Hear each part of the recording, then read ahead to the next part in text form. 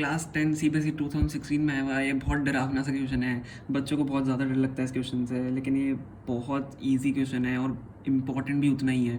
ठीक है, बस समझने वाली बात है। मेन चीज़ है आपको, आप क्वेश्चन पढ़ के घबरा जाते हो, आप समझते नहीं हो। मैं आपको बताता हूँ। A person can row a boat at a rate of 5 kilometre per hour in still water. ठीक है, वो नॉर्मली एक पर्सन है, वो 5 किलोमीटर पर आवर की स्पीड से स्टिल वाटर में बोट रो कर सकता है। He takes thrice as much time in going 40 kilometre up stream.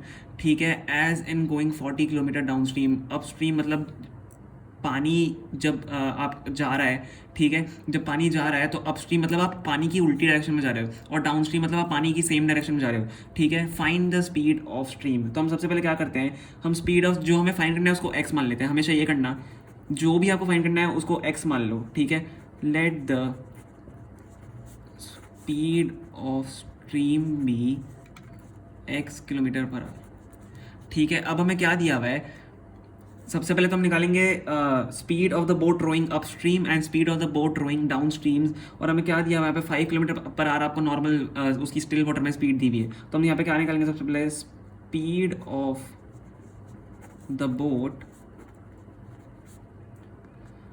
Rowing upstream. अब अपस्ट्रीम की स्पीड क्या होगी आपकी, तो स्पीड आपकी होगी अपस्ट्रीम की 5। ठीक है, 5 किलोमीटर पर आवर उसकी नॉर्मल स्पीड है स्टिल वाटर में माइनस एक्स। ठीक है, minus speed of the stream. 5 kilometre per our minus speed of the stream हो जाएगी, तो कहाँ जा रहा है वो, अपस्ट्रीम जा रहा है। ठीक, बहुत ईजी है ना, समझ में आ रहा है। अब हम करेंगे क्या, स्पीड ऑफ द बोट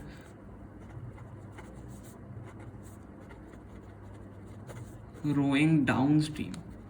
अब देखो डाउन स्ट्रीम में क्या होता है, मैं आपको बताता हूँ। अपस्ट्रीम में अब ये आपकी स्पीड कम क्यों हुई, नॉर्मल जो स्पीड की स्ट्रीम है वो आपकी ओरिजिनल स्पीड से कम क्यों हुई, क्योंकि हम अपस्ट्रीम जा रहे थे, तो उसमें आपका अपस्ट्रीम जो है आप उल्टी डायरेक्शन में जा रहे हो। स्ट्रीम आपकी इस साइड आ रही है, आप जा इस डायरेक्शन में रहे हो, तो आपकी बोट ऐसे, ये बोट है आपकी, मेरी फिंगर जो है बोट है, तो बोट इस साइड जा रही है, स्ट्रीम इस साइड आ रही है। तो आपको क्या करना है, ये इसको कैंसिल करेगा, ये आपको मेहनत इसमें ज़्यादा करनी पड़ेगी, इसलिए हम स्पीड की स्ट्रीम को क्या है, हम इसको माइनस कर देते हैं। अब speed of boat rowing down stream मतलब स्ट्रीम इस साइड जा रही है और आप भी इस साइड जा रहे हो।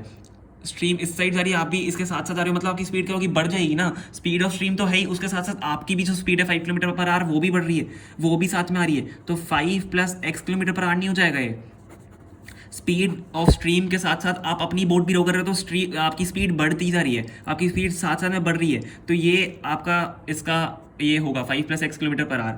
ठीक है, और इसका होगा 5 minus x kilometre per hour up stream का, और ये आपका हो गया डाउन स्ट्रीम का। ठीक है, होप आपको समझ में आएगा, मैंने समझाने की कोशिश करी है। अब क्या है, अकॉर्डिंग टू क्वेश्चन हमें क्या दिया हुआ है, देखो, he takes thrice as much time in going 40 kilometre upstream. वो थ्राइस एज मच टाइम लेता है, मतलब क्योंकि ऑब्वियसली उसको ज़्यादा टाइम लगेगा ऊपर उल्टी रिवर में जाने के लिए। आप मान लो आप तैर रहे हो, तो आप जब रिवर इस साइड से आ रही है और आप तैर इस साइड रहे हो, तो आपको रिवर फोर्स करेगी ना पीछे जाने के लिए, लेकिन आप इस साइड प्रेशर लगा के उस साइड तैर रहे हो। ठीक है, अपोजिट आप तैर रहे हो, तो आपको कितना ज़्यादा टाइम लगेगा ना। और आप अगर ऐसे तैर रहे हो, रिवर के साथ साथ ऐसे तैर रहे हो, तो अगर आप अपने आप को छोड़ भी दो, आप अगर तैरना अपने आप को छोड़ भी दो, तो आप रिवर के साथ साथ में चलोगे, तो आपको टाइम उसमें बहुत कम लगेगा।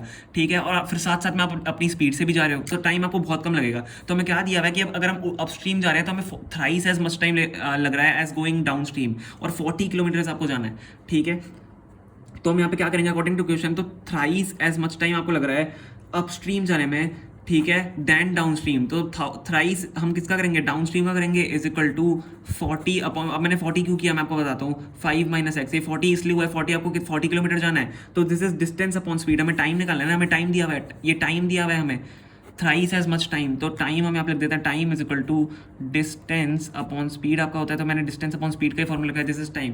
थ्राइस एज मच टाइम आपको लग रहा है अपस्ट्रीम जाने में, then going in down stream. तो हमने ये लिख लिया है। अब इससे हम क्या करेंगे, एक्स की वैल्यू निकालेंगे, which is speed of stream. हमें स्पीड ऑफ स्ट्रीम ही तो निकालनी है। ठीक है, निकाल लेते हैं। तो कैसे निकालेंगे, इसको हम सॉल्व करते हैं। देखो, जब आप इसको सॉल्व करोगे, इसको एक बार वीडियो को जल्दी से पॉज करो और इसको एक बार सॉल्व करने की कोशिश करो। ठीक है, वीडियो को पॉज करो, इसको सॉल्व करने की कोशिश करो। ये क्या हो रहा है, देखो, सबसे पहले तो यहाँ से 40 से 40 तो यहाँ पे कैंसिल हो गया, तो ये आपका क्या हो गया, 3/5 plus x is equal to 1/5 minus x हो रहा है, ये माइनस है ना, 5 माइनस एक्स। ठीक है, ये आपका हो गया। आप क्या करो, क्रॉस मल्टीप्लाई कर दो, क्रॉस मल्टीप्लाई इसको करोगे तो 3 लिख देता हूँ, चलो मैं, 3 into 5 minus x is equal to 5 plus x हो जाएगा, तो 1 ही है यहाँ पे। तो 3 into 5 is 15 minus 3 x is equal to 5 plus x.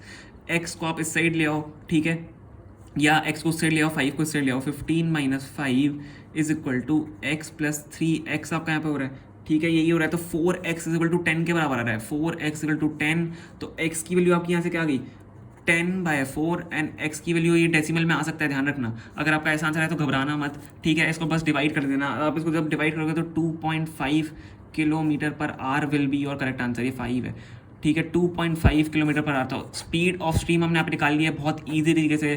कैसे हमने, पता है क्या किया था, हमने दिमाग लगाया, ठीक है। आपको मेन क्वेश्चन समझने की जरूरत है कि क्या रहा है, ठीक है, तो आप उसकी वजह से सॉल्व कर पाओगे। एंड एक्स इज ये 2.5 kilometre per our is the speed of stream, this is the correct answer. Hope आपको समझ में आया होगा। अगर समझ में आया तो प्लीज़ कमेंट में लिखना कि आपको समझ में आ गया। अगर नहीं आया समझ में तो हम और अच्छे से आपको समझाने की कोशिश करेंगे। हम दूसरे टाइप्स के वीडियो लेंगे इसी तरीके से। आप बस कमेंट में लिखो जो भी आपको डाउट है, ठीक है। एंड अगर समझ में आया तो प्लीज़ वीडियो को लाइक करना एंड प्लीज़ चैनल को सब्सक्राइब करना। Thank you so much for watching.